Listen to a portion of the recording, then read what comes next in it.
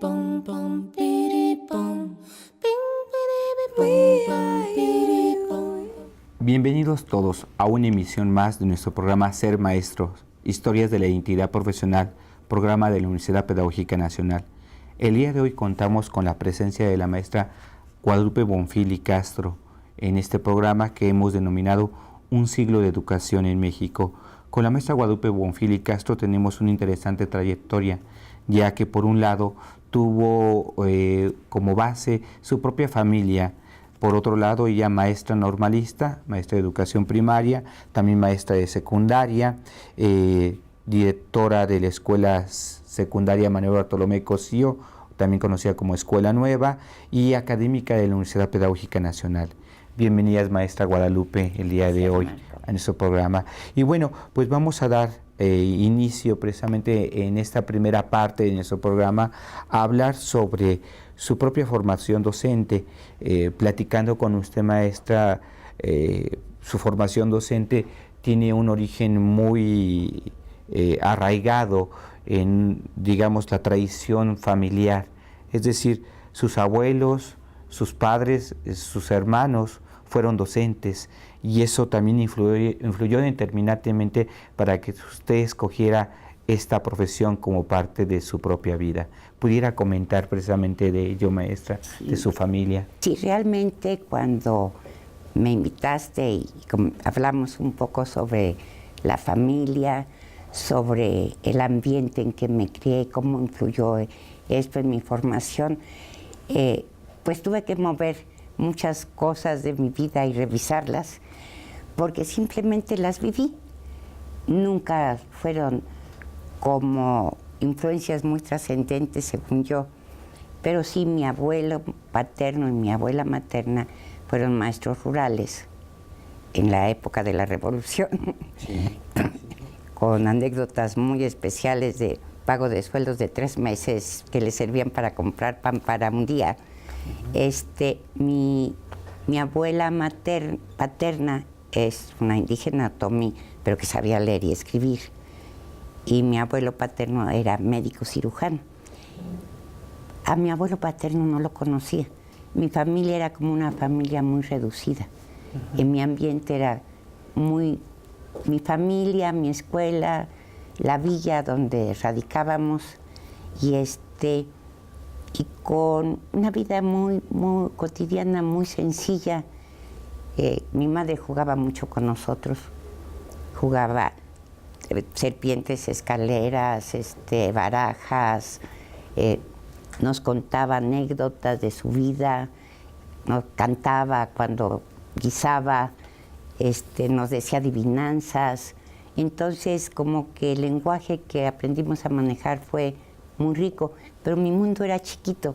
Y cuando yo tuve que decidir, o cuando yo pensé en decidir ser maestra, no tenía otras perspectivas. Para mí ser maestra era muy importante. Era un asunto, voy a llamarle así, casi natural. Era así. Ser maestro es bueno. Ser maestro es lo que puede uno ser. Ser maestro es para lo que uno puede servir. Mi padre entonces era secretario de gobierno cuando yo estaba en Querétaro. Estábamos en México, mi papá en Querétaro. El maestro Ramón Bonfil. Mi papá, que venía periódicamente, nos enseñó la poesía de La Rosa Blanca, poesías como No temáis florecillas, que lleva un rato. Y entonces como que todo eso fue muy rico. Nuestras distracciones era irnos al cerro con mi abuela a caminar, a los columpios, el circo, ir a ver los huehuenches que pasaban bailando, los vendedores de aves de San Juan de Aragón que se inundaban como lagos. Entonces era muy sencilla, pero sí estuvo muy marcada mi formación de toda la primaria por los cambios de casa, porque en jardín de niños vivíamos en la villa. Primer año mi papá regresó, comenzó a trabajar en el Instituto Indigenista, en la creación del Instituto Indigenista, y nos cambiamos a Clavería. a una casa sola. Y después regresamos a la villa, otra vez a una vecindad en la calle de Basolo. Para esa época yo comencé a ir, estaba en segundo, mi abuela era mi maestra, no había libros de texto. Ahí me detengo un poquito, maestra. Comenta entonces su abuela, Paula Ruiz. Sí. Paula Ruiz, viuda de Castro, era su maestra. Fue mi maestra. En segundo año. ¿Y qué recuerda de aquellos años, maestra? En unas clases, era una escuela hermosa, muy cerca de mi casa, íbamos a pie, tenía parcela, los maestros eran muy cercanos a uno, lo que importaba eran las lecturas, las clases de historia que daba mi abuela eran así como para abrir la boca, porque ella era muy nacionalista y siempre la historia era en contra de los españoles, pero nos hacía unos dibujos en el pizarrón, era muy grato, pero yo recuerdo que básicamente era como ella exponía, pero nos platicaba cuentos, nos platicaba historias, y básicamente era español, matemáticas, leer, escribir, y todo lo demás casi eran efemérides, como nos enseñaban la historia. Era segundo año, naturalmente. Pero sí recuerdo mucho que el inspector iba a los grupos, y el inspector nos daba clases también, que había como mucha cercanía de los supervisores y del director de la escuela, las festividades en que participábamos, bailes, pero sin mayores lujos ni gastos. Era muy grato. Pero mi abuela me pareció una maestra muy, muy cálida con nosotros, ¿no? Comentábamos, maestra Guadalupe, de su padre, del maestro Ramón Bonfil Viveros, porque precisamente hemos hecho referencia de él ya en esta plática, pero también recordando que el maestro Ramón Bonfil es toda una institución. Él nació en el año de 1905, murió en 1997, entonces prácticamente es todo un siglo, el siglo XX, que él alcanzó a estar presente en muchos de los momentos más significativos de la educación pública de México. Entonces, y claro, también lógicamente una influencia muy importante para su determinación de ser docente. Mi padre fue de los primeros maestros que estudiaron en la Escuela Normal para Varones, y parece que fue una experiencia muy rica y que el director era una gente que ayudaba mucho a su formación.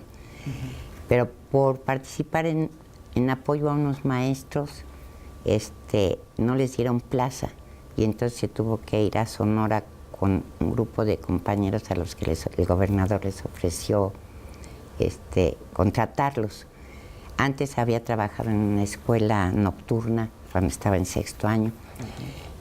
Después de un tiempo se regresó, trabajó nuevamente aquí en una escuela en que era director y maestro, y después de eso se casó, se fue a Topan, allá fue maestro de la normal, y se fueron a Sonora a una escuela tipo. Mi madre era ecónoma por reglamento, pero a los poquitos días la cambiaron, la sustituyeron.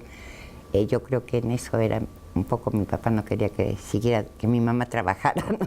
Pero vivían en la escuela, en el internado. Entonces, en educación estuvo trabajando, fue un director muy joven de educación federal en Jalisco. Había muchos problemas sindicales, había mucho riesgo de agresión a la familia. Mi madre se vino con lo que tenía puesto con sus hijos un rato a ver a su mamá, y de allí Basol castigó a mi papá por estar formando el sindicato. Narciso Basols. Narciso Basols. Y cuando mi padre le preguntó por qué, le dijo que por qué no mandaba en la Patagonia, que por qué lo mandaba hasta Yucatán, y dijo que por qué no mandaba en la Patagonia. Pero entonces, como director de educación, estuvo en varios estados en Yucatán, y junto con la organización sindical también siempre tuvo interés en los asuntos agrarios. Y yo me acuerdo que cuando estaba en el Jardín de Niños, mi papá estaba en Querétaro como secretario de gobierno y dirigiendo la Escuela de Altos Estudios. Venía mucho a México, es cuando te cuento que nos enseñaba poesías, estaba con nosotros, y había mucha presencia a través de mi madre. Mi padre estaba ausente, pero estaba presente a través de lo que nos platicaba mi madre sobre su trabajo. Fotografías después del Valle del Mezquital con los campesinos. En los adornos de mi casa no había cuadros. Estaba un tambor yaqui y otro tamborcito yaqui. Y todos los libreros de mi papá estaban adornados con figuras de petatillo. Entonces era una vida así como muy sencilla, muy reducida a la familia. Como mi padre estaba afuera, mi madre no salía casi nunca. Salíamos con mi abuela. Alguna vez que íbamos al cine, una vez allá a ver una película en el cine, era con mi abuela. El cine que nosotros veíamos era en la calle con una manta extendida y unas banquitas que ponían, y allí iba todo el mundo en la villa a ver, por ejemplo, La Noche de los Mayas y películas como esa. Ese tipo. Maestra, pues sí, o sea, esta presencia de su padre, Ramón Bonfil Viveros, también tiene una influencia no solamente en usted, sino en su hermana, especialmente Consuelo Bonfil Castro, que determina ser maestra, estudia en la Normal también. Y hay un hecho muy significativo que es como uno de los puntos de unión de muchas de las experiencias pedagógicas en este siglo XX ligadas con experiencias alternativas. Su hermana hace una tesis para titularse. Mi padre conoce a través del grabador Beltrán, Alberto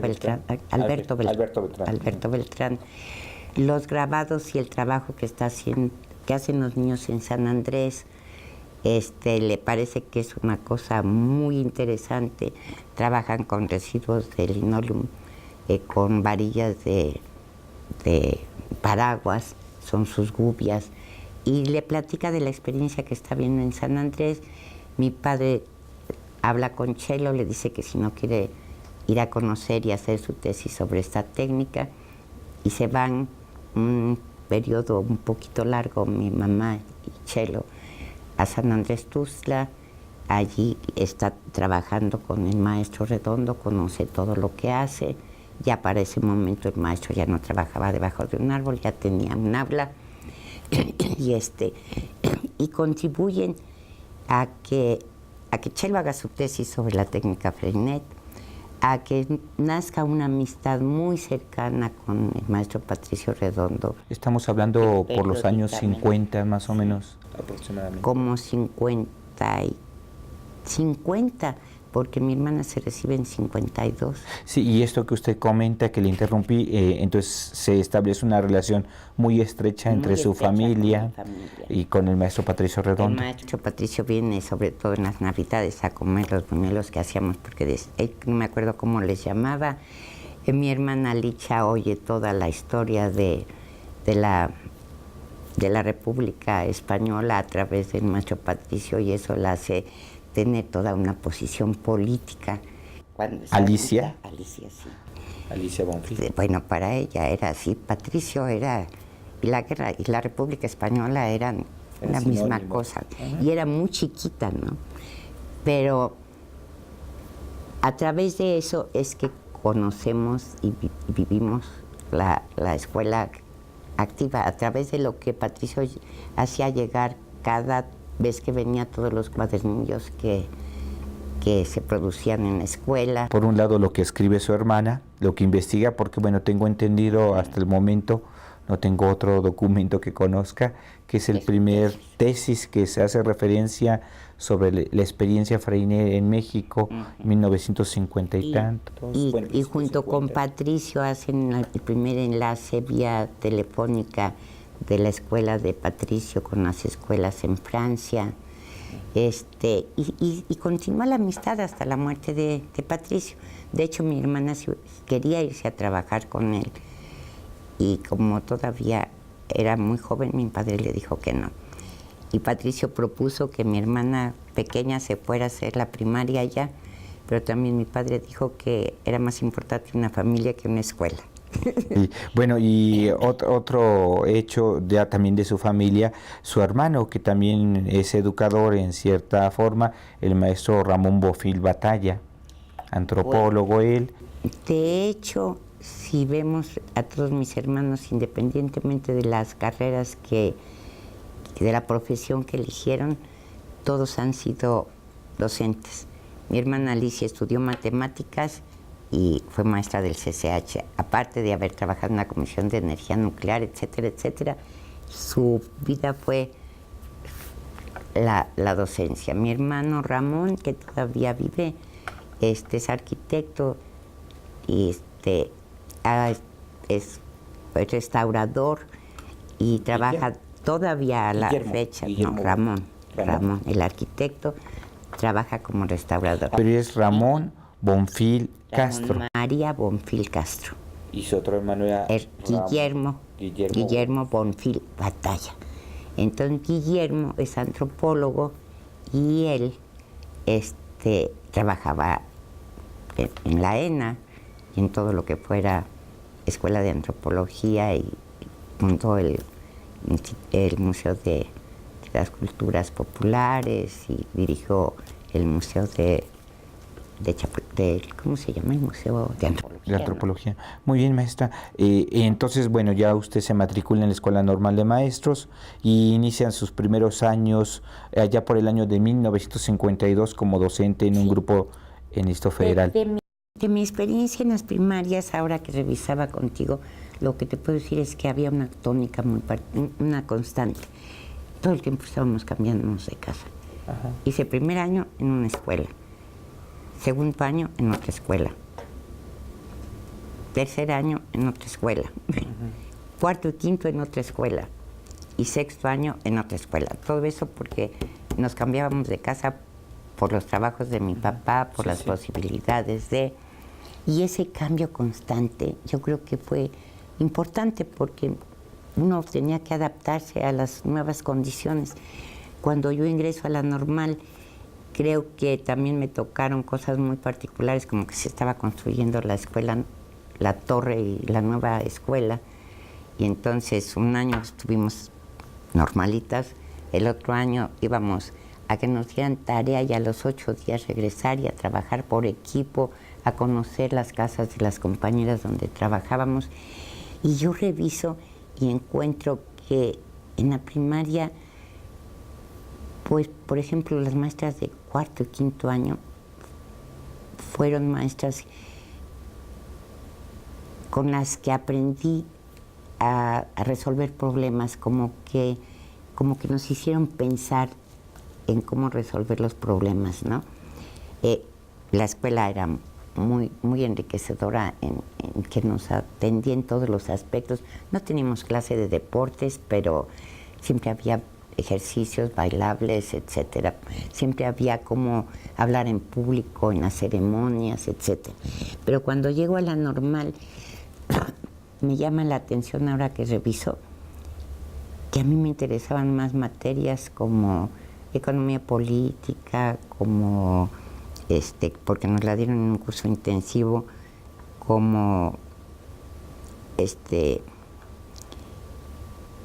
como que las materias de higiene escolar, de psicología, de pedagogía, eran como que las pasé de noche. Pero sin embargo creo que la Escuela Normal nos formó, que lo muy importante fueron las prácticas. Y que en las prácticas sí me interesaban, ¿no? Pero la clase de cosmografía me encantaba, cosas de ese tipo, ¿no?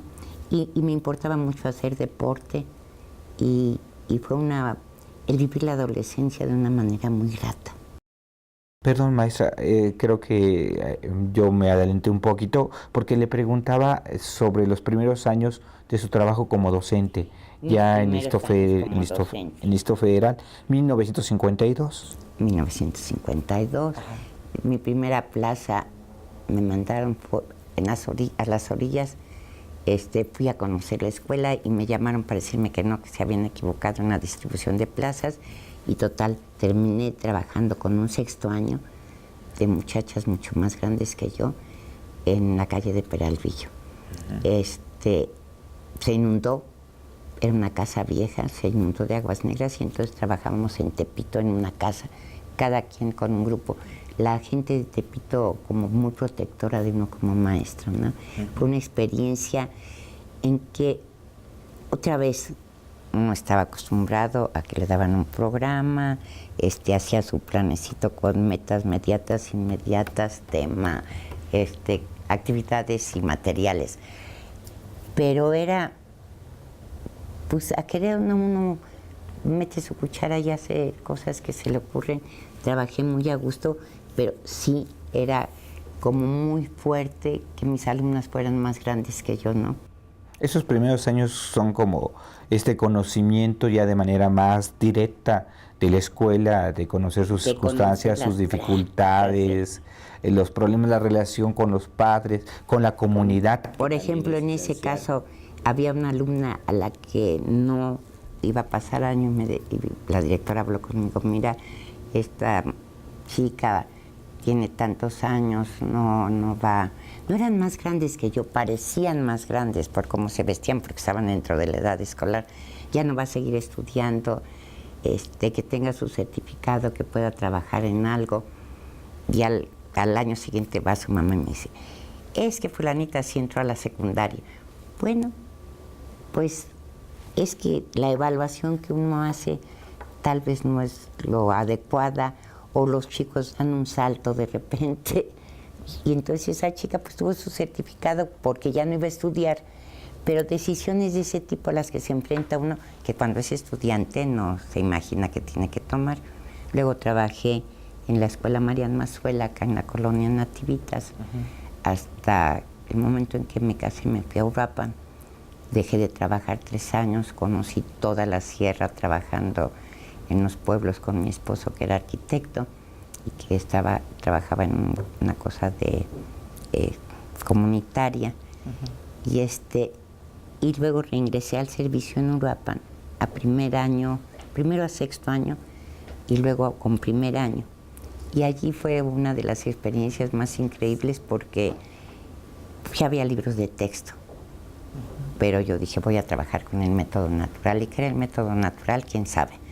Pero yo trabajaba con el método natural. Y cuando el director me pidió que teníamos que saber hasta la letra tal y el dictado y tal, yo me asusté, pensé cómo voy a hacer que aprendan mis chicos, y cuando fue el director me di cuenta que casi la mayoría de mi grupo sabía leer.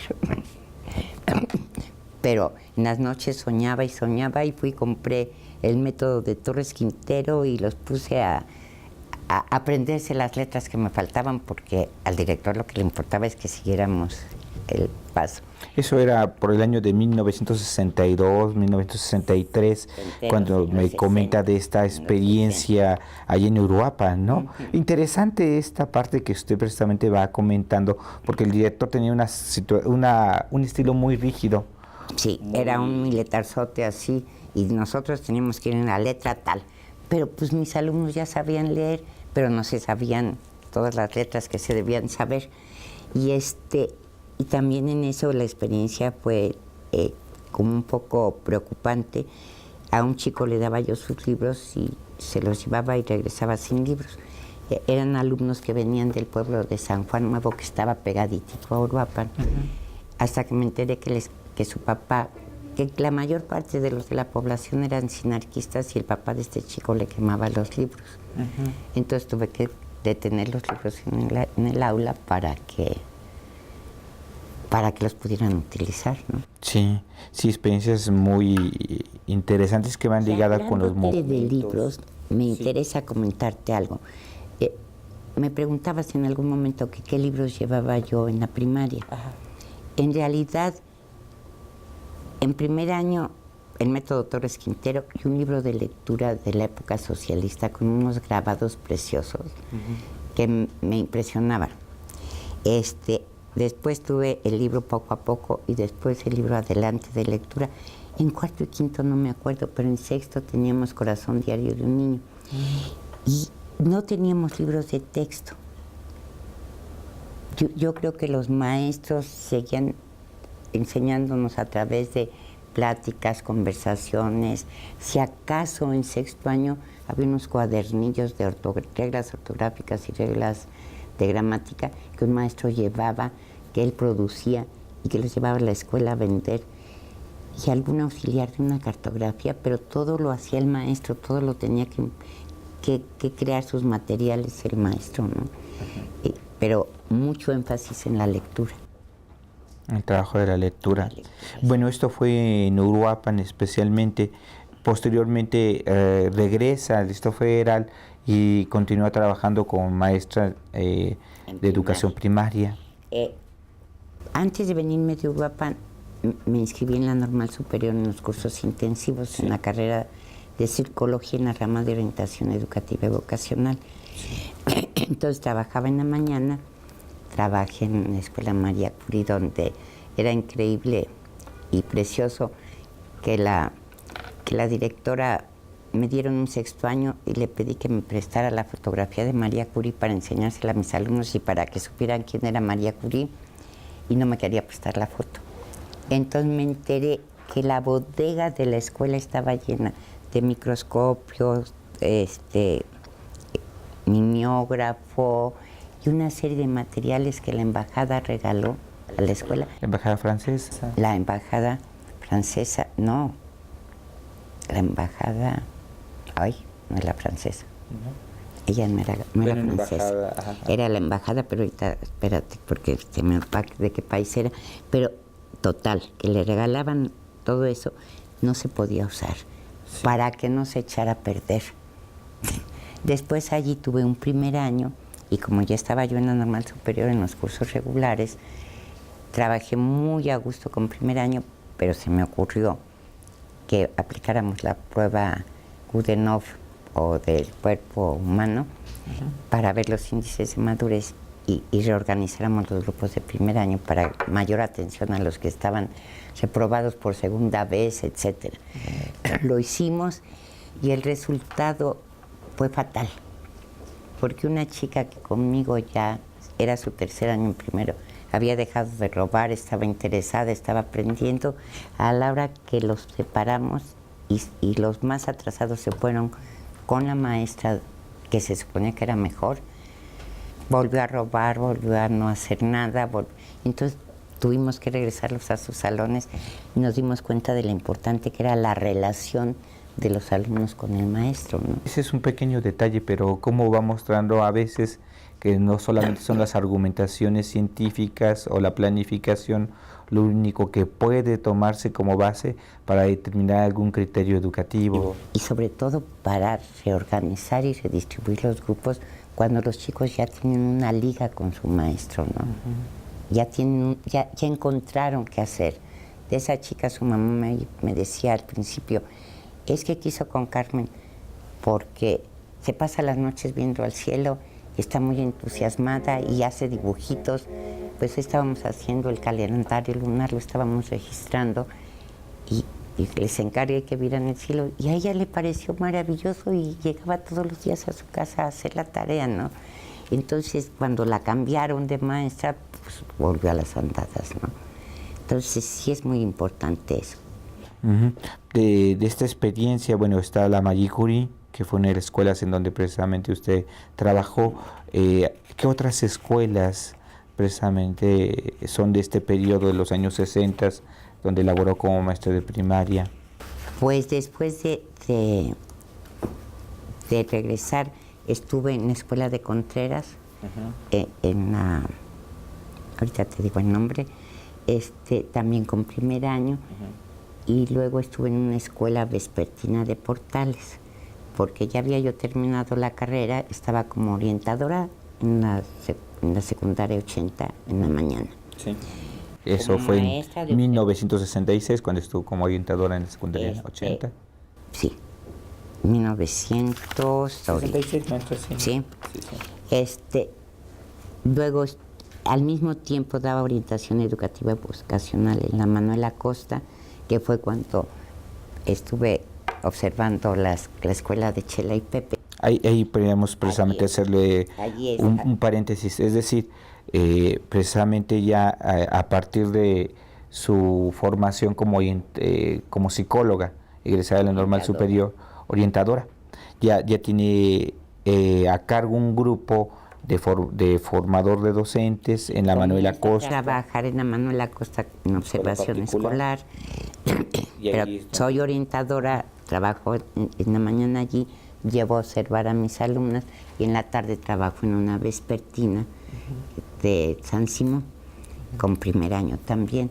Entonces, desde la María Curie y desde mi regreso de Uruapan, pues a falta de imprenta, lo que hacía era que compraba una cajita de sellos, unos sellitos de goma con todas las letras y unos canalitos donde armaba yo las frases con las que comenzaba a trabajar con mis alumnos, tratando de trabajar con el método natural, pero ya con un poquito más de conciencia de lo que era y con los libros de texto ya.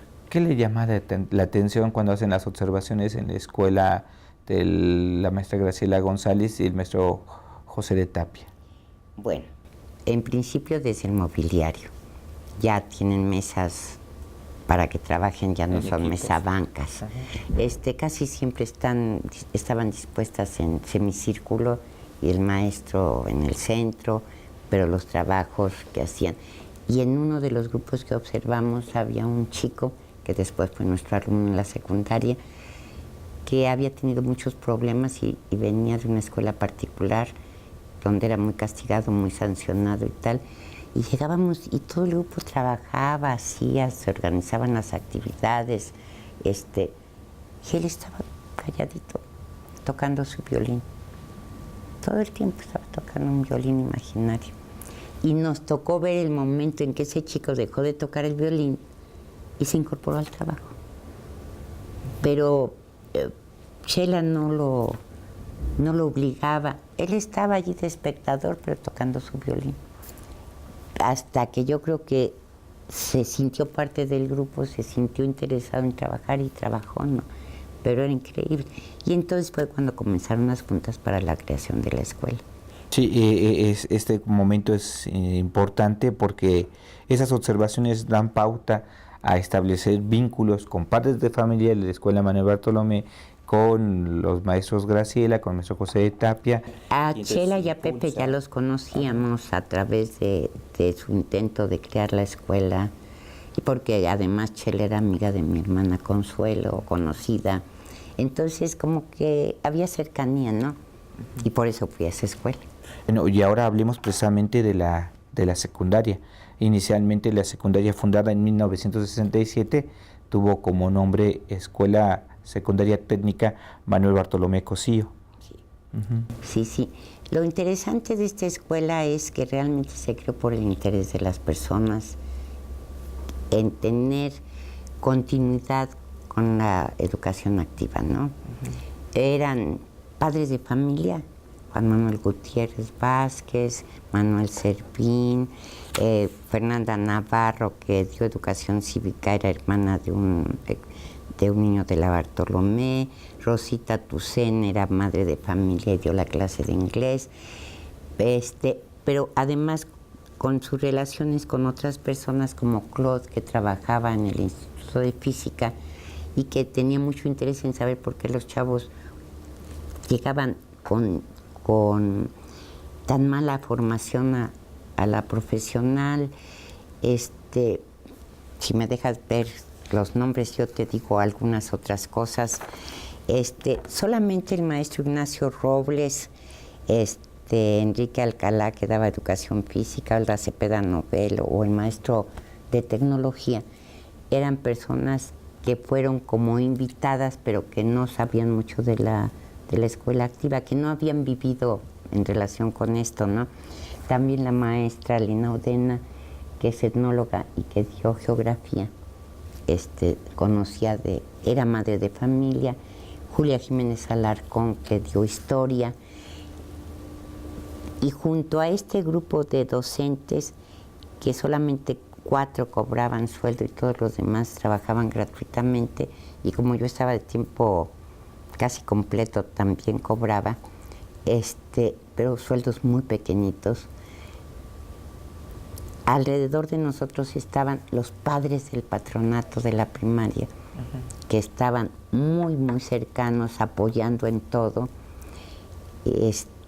Y se creó por el interés de todos en crear esto. Fue la primera secundaria que se creó así, ¿no? Estábamos a una cuadra de la primaria, en la calle de Rebsamen. No teníamos secretaria. El mobiliario fueron los desechos del poli y los armazones que se mandaron restaurar. El doctor Fernando Díaz Infante, junto con sus trabajadores, donó todas las mesas de laboratorio, las hizo con sus manos, pero teníamos un laboratorio con estufa de cultivo. Era una escuela que estaba hecha para los alumnos, ¿no? Comenzaron 17 y terminaron, comenzaron 19 y terminaron 17, pero éramos como 20 adultos trabajando para esos niños, ¿no? Sí.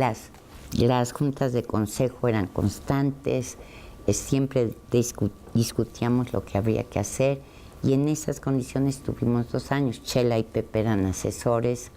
En ese momento como que tuvimos que evolucionar de usar la imprenta. Solamente publicaron los muchachos un cuadernito o 2 de Chanoc, que era su publicación, su cuaderno como los de la primaria, pero... El Chacmol. El Chacmol.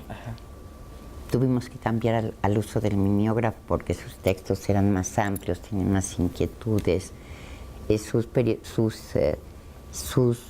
El periódico Mural siempre funcionó, siempre tuvieron posibilidad de usar sus columnas de yo felicito, yo critico, yo propongo, para que las juntas de cooperativa funcionaran, ¿no?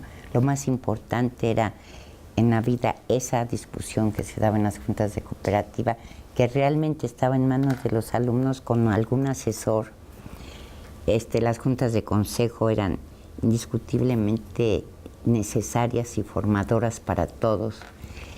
Y había una junta de gobierno que estaba formada por un agente del patronato, por un representante de padre de familia, por Chela como asesora, por mí y por un docente. Pero si yo leo ahorita el reglamento que hizo el patronato, era como un poco rígido para lo que nosotros nos planteábamos. Lo que siempre pensamos es que los chicos de la escuela, cualquier chico tendría derecho a permanecer en la escuela y que teníamos que buscar cómo resolver y no expulsar chicos, ¿no?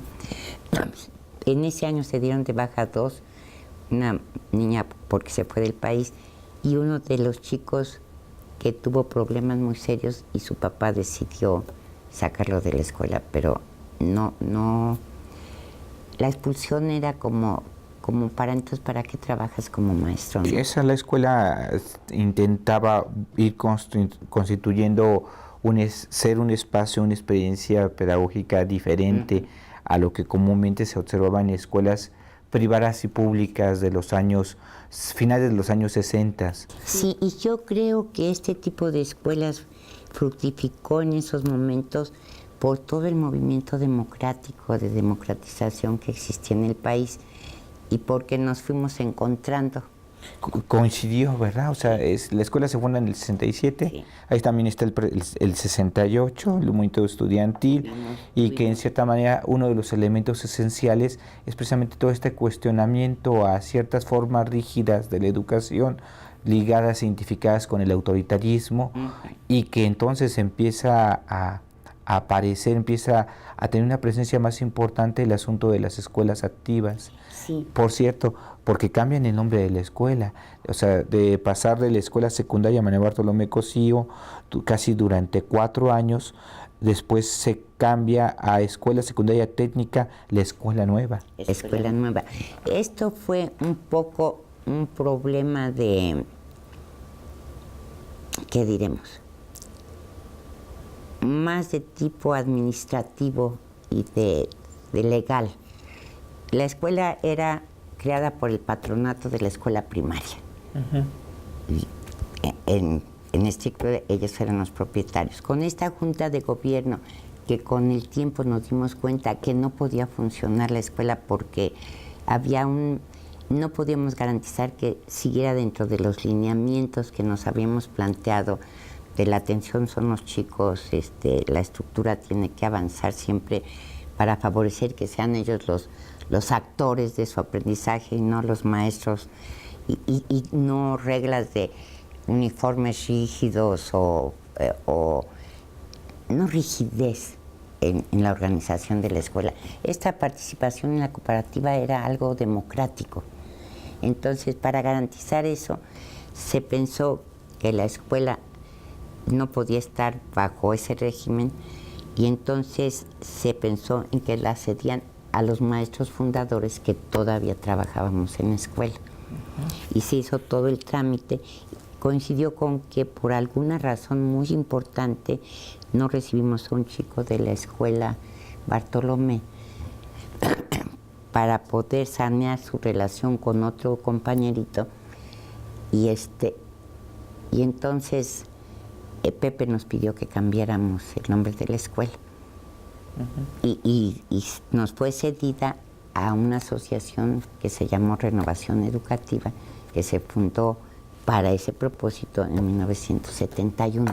Bien, a partir de esto que nos comenta, maestra, 3 momentos importantes. Uno, que son los propios estudiantes; otro, que son los profesores de la propia escuela nueva; y otro, que son los vínculos con otras instituciones, personas, escuelas de esta época. Primero, de los estudiantes. Hago referencia a este punto en el sentido de qué es lo que encontraba un joven de secundaria en la escuela nueva. ¿Cuál era, digamos, la característica, el atractivo que hacía interesante para ellos el estar con ustedes? Bueno, yo creo que primero habría que pensar que los jóvenes no decidían que querían ir a esa escuela, que eran los adultos los que tenían interés, eran sus padres los que decidían. Segundo, ¿por qué los padres decidían esto? Porque quería que hubiera continuidad en cómo habían sido educados en la primaria. Y la continuidad era el que el texto libre se seguía manejando, a pesar de que estudiaran por materias de la secundaria, pero había mucha producción de texto libre. Tenían su periódico donde se podían expresar, las reuniones de cooperativa en donde había propuestas de actividades que se seguían, o donde ellos participaban en la organización misma de la escuela con sus opiniones, donde los muchachos exponían a partir de pequeñas investigaciones bibliográficas o orales que hacían. No creas la palabra escrita del libro, porque no nada más, porque el libro no siempre dice la verdad, es de formar una actitud crítica en los alumnos, pero con argumentos, y sobre todo el que los maestros trabajaban mucho a partir de vivencias, ¿no? Las ciencias se estudiaban con experimentos. La tecnología se eligió que fuera tecnología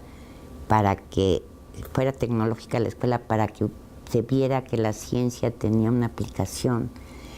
Y eso fue muy importante, contar con gentes como Juan Manuel, como Claude. Hay una anécdota que a mí siempre me llama mucho la atención. Llegó un momento en que teníamos 2 grupos de física, ya para ese entonces Claude daba física. Y ella y el maestro de la normal superior, que era maestro de física, preparaban las clases. En el laboratorio hacían los experimentos, tal, y los chicos hacían los experimentos, ¿no? Entonces resulta que a pesar de haber preparado su experimento, en el grupo de Claude fallaron los resultados, no llegaron al resultado que esperaba. Y entonces Claude les dijo, bueno, vamos a ver por qué no. Y de allí los chicos estuvieron viendo vieron por qué no resultó e incluso escribieron un artículo que se publicó en una revista. El otro maestro, esa es la diferencia a veces de cómo llevas a la práctica las cosas, no le resultó el experimento y le dijo, bueno, pero debería haber resultado tal cosa. Al interior de la escuela, habiéndose preparado los dos maestros, tienes con qué seguir trabajando con ellos y decir, pues no sabemos por qué vamos a seguir investigando, ¿no? Sí. Y eso yo creo que era muy importante, el que no dices la verdad, sino si no resulta, pues vamos a buscar por qué no. La escuela evolucionó mucho, tuvo mayores recursos, bueno, no tuvo mayores recursos, siempre trabajábamos con cifras rojas. Al terminar el año había déficits, pero en primer año hubo un donativo anónimo que nos permitió implementar muy bien, hacer muy bien el laboratorio y adquirir ciertas cosas. Nos cambiamos de domicilio para que pudiera crecer un poco la escuela, cambiamos la tecnología porque nos exigieron unas instalaciones que nos era imposible pagar. Entonces la tecnología fue inglés, trabajamos inglés por niveles de conocimiento. Entonces juntábamos los grupos y teníamos varios niveles de inglés, porque teníamos chicos que no sabían nada y teníamos chicos que en su casa hablaban inglés. Entonces siempre trabajamos, esa fue una de las ponencias que presentamos en los congresos.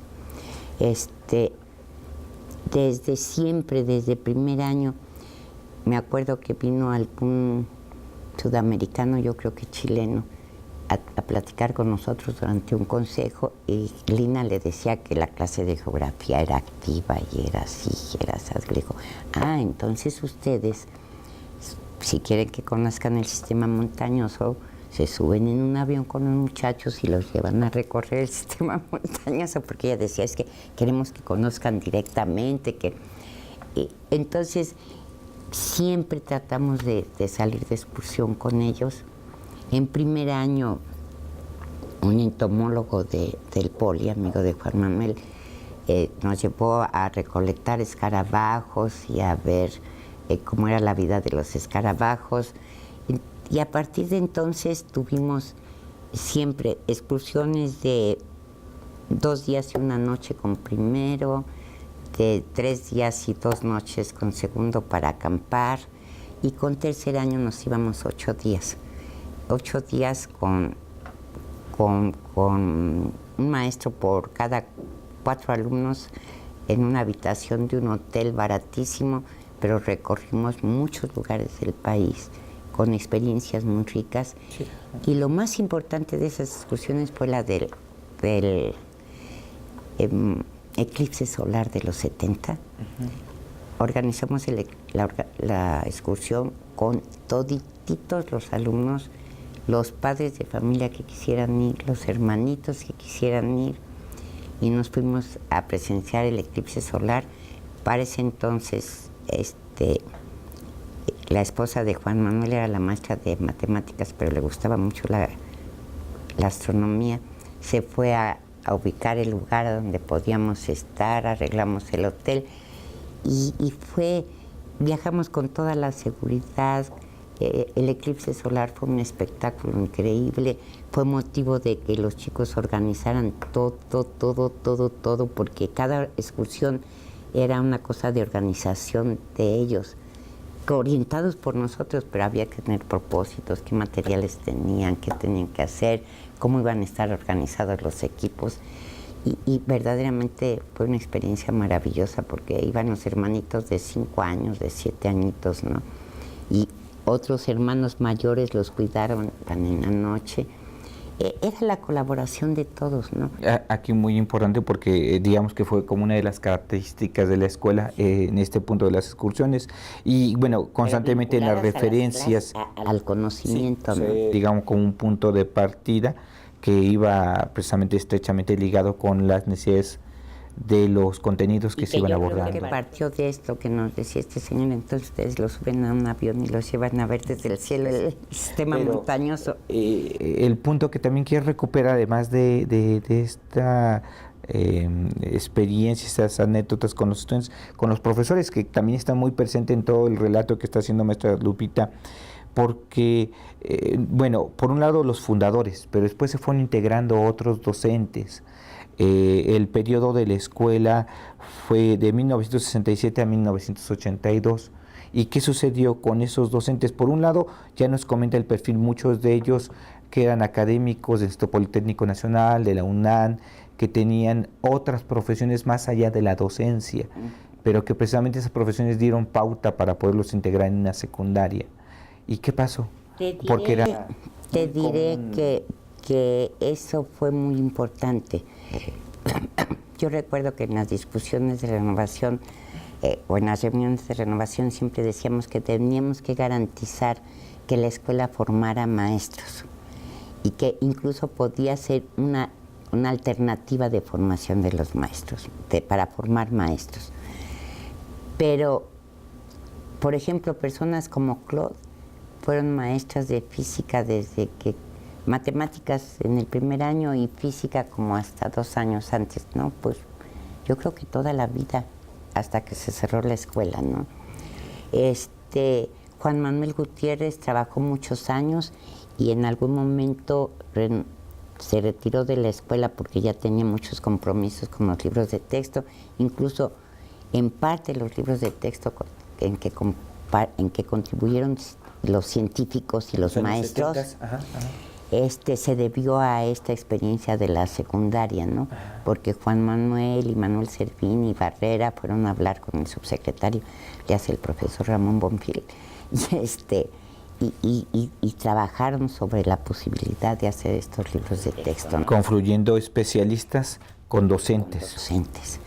Entonces, ya como que Juan Manuel ya estaba también en el Sinvestab y ya no podía con esto. Entonces, para ese momento entró al relevo Alexis López, que entonces era estudiante de biología en la normal superior, que fue ayudante de laboratorio y que en algún momento él terminó la normal superior y fue maestro. Le dieron la beca del estudiante de educación superior en la República, pero él había comenzado con una generación de alumnos y no quiso irse fuera de la ciudad y por eso se quedó a hacer su maestría en el Sinvestab, en el DIE, en lugar de irse al extranjero porque quiso seguir con sus alumnos. Eso te da idea del compromiso que tenían los maestros, ¿no? Entonces, te podría decir que siempre hubo como relevos, pero la escuela siempre formó a los maestros, siempre trabajamos en vacaciones para avanzar en algo de lo que necesitábamos, para coordinar los programas, los planes de estudio que cambiaban. En algún momento, antes de que ENSEP se propusiera trabajar por áreas, nos dimos cuenta que el maestro de física decía una definición de energía, el de química decía una definición de energía y el de biología otra. Y dijimos, bueno, y esto, a ver, ¿por qué? La energía y sus manifestaciones pueden ser distintas, pero ¿por qué? Y entonces se decidió trabajar por áreas y organizamos a los maestros por áreas. En ciencias siempre había un maestro de biología y el de física o el de química. Entonces eran doble sueldo porque había que tener a los 2 maestros allí y el de química participaba pues revisando su programa con ellos. Y fue aquí en la UPN tenemos a una Natalia de Bengoche, a un Tenochadillo, a Alexis López, a mucha gente que trabaja en CEP, que es egresada de la escuela. Que trabajó en la escuela, que en cierta manera se formó con muchos de los conceptos, de las prácticas, que la propia Escuela Nueva fue innovando, fue el área creando. Donde nos costaba más trabajo formar a los maestros era en inglés. Y en ese caso, tuvimos el problema de que nos llegaban muchas jovencitas que cuando les decíamos hay que partir a través de los intereses de los alumnos, hay que tener en cuenta sus intereses, llegaban y decían, ¿qué quieren hacer? ¿Qué les interesa hacer? Entonces, ya para esas alturas, la escuela tenía a los maestros, asesores de grupo de tiempo completo, que daban clases en otros grupos, pero que tenían por lo menos unas 10 horas para entrar a las clases de los maestros, observar, poder dialogar con ellos, criticar, hacerles observaciones. Teníamos asesor de grupo, teníamos juntas de cooperativa por grupo, teníamos el consejo técnico, los talleres, en lugar de educación artística, darles una sola clase, abríamos 4 talleres para que pudieran realmente trabajar en lo que quisieran. Los chicos casi siempre tienden a irse a lo que les gusta más, pero había chicos que a veces buscaban en aquello en que no habían tenido, no tenían facilidad. Por ejemplo, el taller de danza, que les costaba mucho trabajo inscribirse, porque era para niñas. Sí. Entonces, cuando vieron que de fuera llegó un grupo de muchachos a bailar con sus compañeras, al año siguiente se inscribieron en el club de danza. Fue muy interesante. Entonces, la formación de docentes allí, es decir, yo te aseguro que yo y todos nos formamos allí. Cuando hicimos la licenciatura acá de educación básica, e hicimos el volumen de práctica docente, fue más o menos en el 80. Llegué a la escuela con el material y les dije, aquí les traigo la explicación teórica de todo lo que hemos venido haciendo desde que fundamos la escuela. Porque bueno, fue muy interesante porque la escuela fue una de las múltiples escuelas que se empezaron a crear en esta época, en los 70s, y que además permitió constituir un grupo, una cooperativa ligada con la educación activa en México. Y hubo una experiencia también muy interesante que esperemos tal vez en algún otro momento también comentarlo y platicarlo. Y por último, bueno, su participación en la Universidad Pedagógica Nacional, y usted hacía referencia ya después como académica, y que recupera muchas de estas experiencias, este último que menciona, en algunos de los cursos que se impulsan acá en la propia universidad, en algunas de las antologías como Pedagogía de la Práctica Docente, Pedagogía de Bases Psicológicas, Criterios de Evaluación, Análisis Pedagógico, Pedagogía de la Práctica Docente, Grupos y Desarrollo y muchos más. Entonces es interesante porque todo esto va conformando una línea que está ahí en la propia institución, en la propia Universidad Pedagógica Nacional, en muchos de sus subsidiarios. Desafortunadamente ya el tiempo se nos ha agotado, maestra, y pues tenemos que cerrar. Le agradezco mucho el que nos haya acompañado y nos haya compartido estas experiencias y estas anécdotas, y bueno, a quien nos esté viendo, agradecerles su presencia y esperemos que nos continúen acompañando en otros programas. Muchas gracias.